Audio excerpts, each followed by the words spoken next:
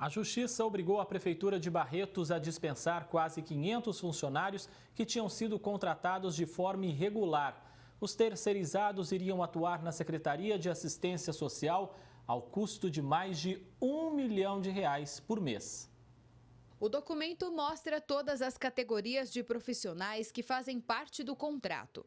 No total, 468 novos colaboradores terceirizados para a Secretaria de Assistência Social de Barretos. Um custo de mais de R$ 1 milhão por mês aos cofres públicos. A gente tem incidência de epidemia de dengue, de coronavírus, e a gente tem um gasto aí, a gente sabe que as despesas são altas. Agora, para essa finalidade, que usando como subterfúgio, não tem cabimento. O sistema utilizado para essa contratação dos novos servidores foi de pregão eletrônico, o que já levantou uma suspeita da comunidade por irregularidades. Os ocupantes das vagas não passaram por processo seletivo ou mesmo concurso público. A saída foi levar o caso para a Justiça com uma ação popular, pedindo que o pregão fosse suspenso. Fere alguns princípios da Constituição brasileira, inclusive do próprio artigo 37 da Constituição. Os critérios são totalmente subjetivos. Esses critérios são proibidos, são vedados. Todas as irregularidades levaram a crer que as contratações foram feitas para fim eleitoral. A Justiça, então, determinou que esses funcionários fossem afastados do cargo de forma imediata. Estava sendo para efeito de contratações de cabos eleitorais visando as eleições municipais de 2020. Então, essa é a nossa grande suspeita. Alguns dos servidores já estavam trabalhando nas unidades do CRAS, o Centro de Referência em Assistência Social da cidade. Cada terceirizado iria receber pouco mais de R$ 2 mil por mês.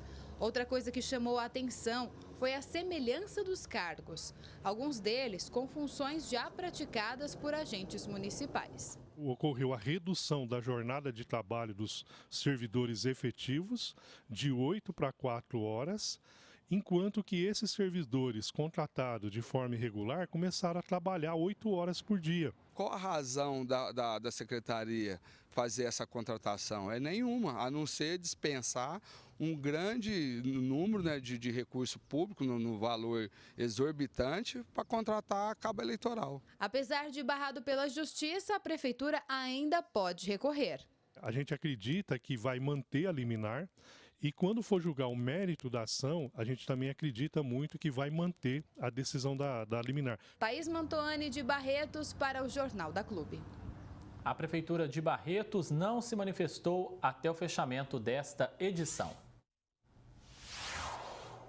E agora ao vivo, Thaisa Pinheiro traz mais informações sobre esse assunto. Thaisa? Olha, André, a transparência é fundamental na administração pública. Agora, a falta de resposta da Prefeitura diante dessas denúncias revela o quê, doutor Pacheco? Boa tarde. Boa tarde.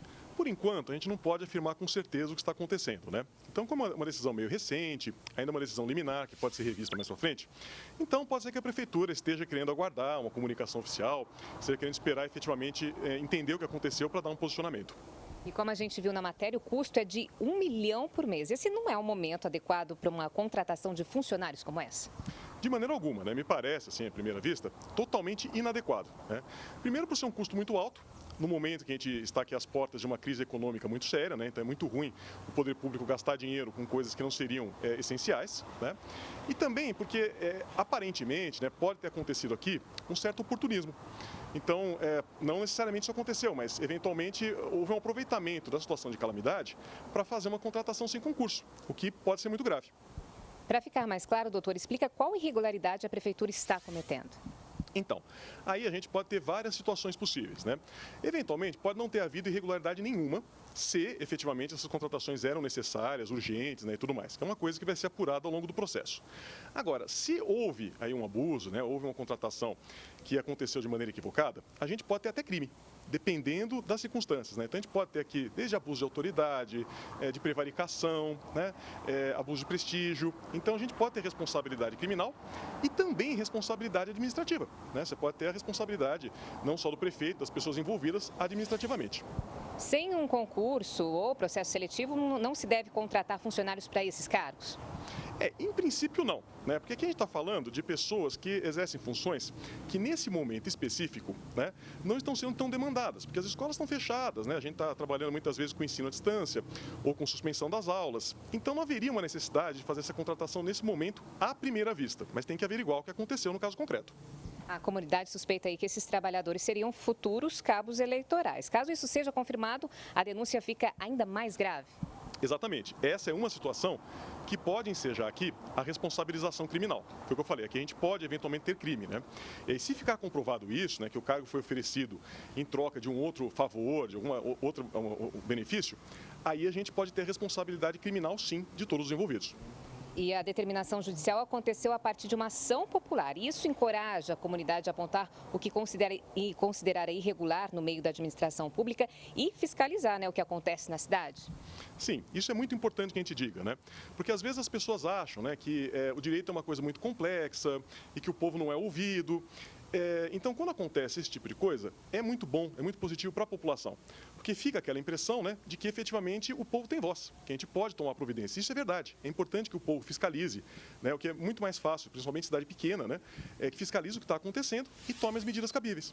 Ok, obrigada, doutor, mais uma vez pela sua participação aqui no Jornal da Clube. E daqui a pouco a gente volta para falar que o prefeito de São José dos Campos dá exemplo e libera aí a volta do comércio com responsabilidade. André. Muito obrigado, Thaís, e até já.